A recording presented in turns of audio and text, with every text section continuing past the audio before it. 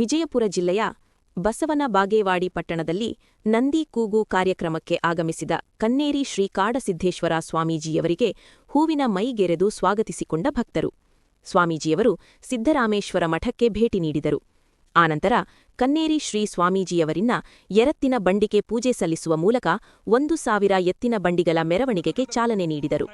ಮೆರವಣಿಗೆಯು ಬಸವೇಶ್ವರ ವೃತ್ತದ ಮೂಲಕ ಇವಣಗಿ ರಸ್ತೆಯ ಗುರುಕೃಪಾ ಶಾಲೆಯ ಪಕ್ಕದ ವೇದಿಕೆ ಕಾರ್ಯಕ್ರಮಕ್ಕೆ ಮೆರವಣಿಗೆ ಆಗಮಿಸಿತು. ಆನಂತರ ವೇದಿಕೆಯ ಕಾರ್ಯಕ್ರಮ ನಡೆಯಿತು. ಕಾರ್ಯಕ್ರಮವು ಕನ್ನೇರಿ ಸ್ವಾಮೀಜಿಯವರು ಮತ್ತು ಅನೇಕ ಸ್ವಾಮೀಜಿಯವರು ಸೇರಿಕೊಂಡು ಸಸಿಗೆ ನೀರು ಹಾಕುವ ಮೂಲಕ ಕಾರ್ಯಕ್ರಮಕ್ಕೆ ಚಾಲನೆ ನೀಡಿದರು.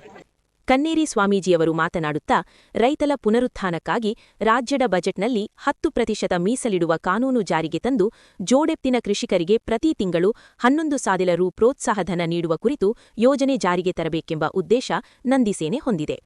ಕಾರ್ಯಕ್ರಮದಲ್ಲಿ ಸಾವಿರಾರು ರೈತರು ಗೋವುಗಳನ್ನು ಸಾಕಬೇಕು, ರಕ್ಷಿಸಬೇಕು.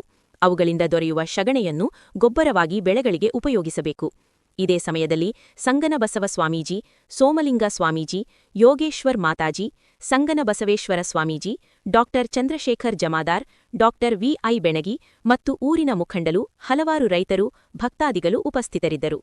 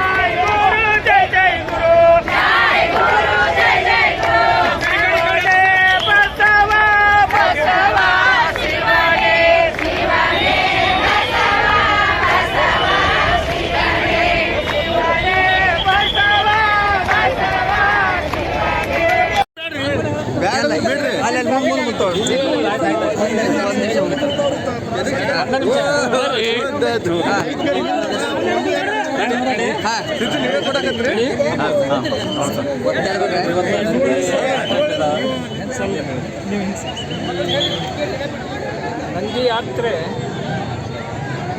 ರೈತರದ್ದು. ಭೂಮಿ ಬಡವಾಗ್ಲಕತ್ತೆ, ಜನರು ರೋಗಗಳಿಂದ ಬಳಲ್ತಾ ಇದ್ದಾರೆ, ಸಸ್ಯ ಸಂಪತ್ತು ಹಾಳಾಗ್ತಾ ಇದೆ. ಆಮೇಲೆ ನಮ್ಮ ದೇಶದ ರೈತನ ಉತ್ಪಾದನೆ ಏನು ಎಕ್ಸ್ಪೋರ್ಟ್ ಆಗಬೇಕಾಗಿತ್ತು ಅದು ರಿಜೆಕ್ಟ್ ಆಗ್ಲಿಕ್ಕೆ. ಆಮೇಲೆ ಅತಿ ಹೆಚ್ಚು ಖರ್ಚು ಮಾಡಿದ್ದನ್ನು ನಾವು ಎಕ್ಸ್ಪೋರ್ಟ್ ಮಾಡೋಕತ್ತೀವಿ, ಅತಿ ಕಡಿಮೆ ಖರ್ಚಿನಾಗಿ ಬೆಳೆದದ್ದನ್ನು ಇಂಪೋರ್ಟ್ ಮಾಡೋಕತ್ತೀವಿ. ಎಲ್ಲವಕ್ಕೂ ಒಂದು ಒಳ್ಳೆಯ ಉಪಾಯ ಏನು ಅಂದ್ರೆ ನಂದಿ. ರೈತನ ಮನೆಯೊಳಗೆ ಮತ್ತೆ ಒಳ್ಳೆ ಏನು ಎತ್ಕೊಂಡು ಬರುವುದಿಲ್ಲ, ಅಲ್ಲಿ ತನಕ ರೈತನ ಹೊಲ ಸುಧಾರಣೆ ಆಗೋದಿಲ್ಲ. ರೈತನ ಹೊಲ ಸುಧಾರಣೆ ಆಗಲಾರ್ದ ಅನ್ನ ವಿಷಮುಕ್ತ ಆಗೋದಿಲ್ಲ. ವಿಷಮುಕ್ತ ಅನ್ನ ಬರಲಾರ್ದ ನಮ್ಮ ಎಲ್ಲ ಯುವ ಪೀಳಿಗೆ ಅಥವಾ ಇಡೀ ದೇಶದ ಜನರ ಹೆಲ್ತು ಸರಿಯಾಗಲಿಕ್ಕೆ ಸಾಧ್ಯವಿಲ್ಲ.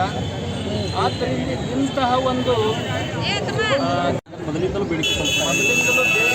ಗೋವಾದಲ್ಲಿ ಒಂದು HP ದಿನಾಲು 100 ಲಕ್ಷ ಆಕಳಿಗೆ ಮಹಾರಾಷ್ಟ್ರದಲ್ಲಿ ಪ್ರತಿ ದಿವಸ 50 ರೂಪಾಯಿ ಕೊಡ್ತಾ ಇದ್ದಾರೆ. ಮತ್ತೊಂದು ರಾಜ್ಯಗಳಲ್ಲಿ ದಿವಸಕ್ಕೆ 80 ರೂಪಾಯಿ, 120 ರೂಪಾಯಿ ಕೊಡ್ತಾ ಇದ್ದಾರೆ.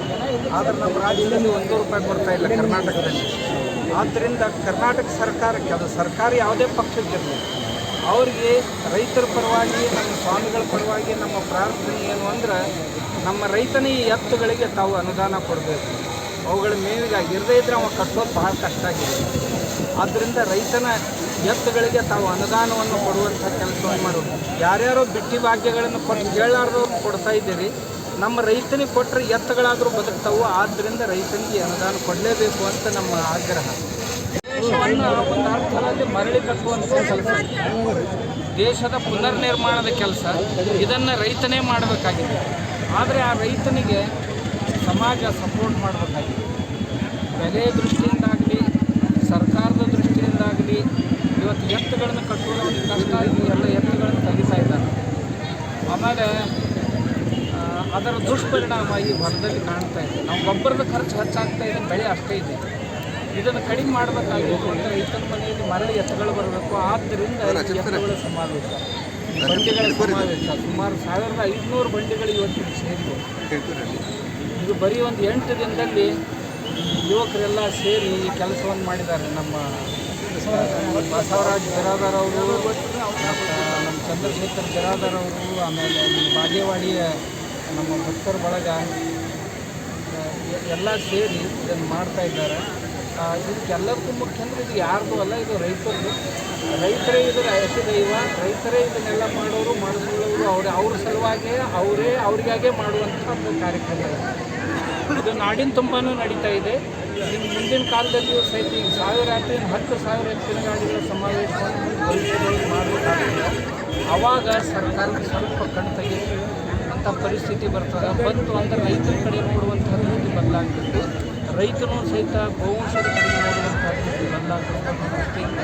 ಈ ಕಾರ್ಯಕ್ರಮ ಬಜೆಟ್ನಲ್ಲಿ ನಂದಿ ಉಳಿಗಾಗಿ ಬಂಗಾರದ ಇನಿಯ ಬಸವಣ್ಣ, ಬಂಗಾರದ ಇನಿಯ ಬಸವಣ್ಣ ಬರುವಾಗ ನಾವೆತ್ತು ಕೈಯ ಮುಗದೇವೋ ಅಂತ ರೈತರು ಹಾಡ್ತಾರೆ. ಬೆಳ್ಳಾನೆ 2 ಎತ್ತು ಬೆಳ್ಳಿಯ ಬಾರ್ಕೋಲ, ಬಂಗಾರದ ಚಡಿಯ ಕೈಯಾಗೋ, ಬಂಗಾರದ ಚಡಿಯ ಕೈಯಾಗ ಹಿಡ್ಕೊಂಡು ಹೊನ್ನ ಬಿತ್ಯಾರೋ ಹೊಳಿಸಾಲು ಅಂತ ರೈತರು ಹಾಡ್ತಾರೆ. ಹಾಗೆ ಅಂತಹ ರೈತರ ಬದುಕಿನ ಅವಿಭಾಜ್ಯ ಅಂಗವಾಗಿದ್ದಂತಹ ಸಾಧನಗಳು, ಅವನಿಗೆ ಆಕಳ ಎಮ್ಮೆ ಎತ್ತ ಒಂದು, ಎರಡನೇದ್ದು ಹೊಲದಾಗ ಗೆದ್ದದ ಹುಳ ಇರ್ಬೇಕು ಸಾಕಷ್ಟು, ಆಮೇಲೆ ಅನ್ಯ ಕ್ರಿಮಿಕೀಟಗಳು ಇರ್ಬೇಕು, ಮಿತ್ರ ಕೀಟಗಳು, ಬೆಳೆಗಳಿಗೆ ಮಿತ್ರರಾಗಿರುವಂತ ಕೀಟಗಳು ಇರ್ಬೇಕು 3. ನಾಲ್ಕನೇದ್ದು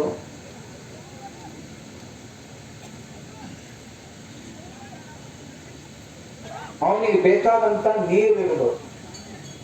ಇವಿಷ್ಟಿದ್ದು ಹೊಲ ಇತ್ತು ಅಂತಂದ್ರೆ ರೈತ ಏನ್ ಬೇಕಾದ್ದು ಮಾಡಿಕೊಡಕ್ ಸಾಧ್ಯ. ಅವನ ಹತ್ರ ಈಗ ನೀರು ತಿರ್ಸ್ಕೊಂತ ಬಂದ, ಭೂಮ್ಯಾಗ ನೀರೇ ಇಲ್ಲ. ಮೊದಲ ಹಳದಾಗ ಬ್ಯಾಸಿಗ್ಯಾಗ ಹಿಂಗ ಒಂದಾರ ವರ್ತಿ ತೆಗದ್ರ ಒಂದು ಫೂಟ್ನ್ಯಾಗ ನೀರು ಸಿಕ್ತಿದ್ದು ಬ್ಯಾಸಿಗ್ಯಾಗ. ಈಗ 1200 1300 ಫೂಟ್ ತೆಗದ್ರ ನೀರು ಸಿಗೋದು ಕಷ್ಟ ಆಗೈತಿ. ಇದ್ದ ನೀರು ಏನು ಬರ್ತೈತಲ್ಲ ಅದ್ರೊಳಗೆ ಬರೀ ಎಲ್ಲ ಆರ್ಸೆನಿಕ್, ಎಲ್ಲ ರಸಾಯನಗಳಿಂದ ತುಂಬೈತಿ. ಆ ನೀರು ಹೊಲಕ್ಕೆ ಬಿಟ್ರೆ ಯಾವ ಬೆಳೆಗಳ ಬೇರು ಚಲೋ ಇರಂಗಿಲ್ಲ.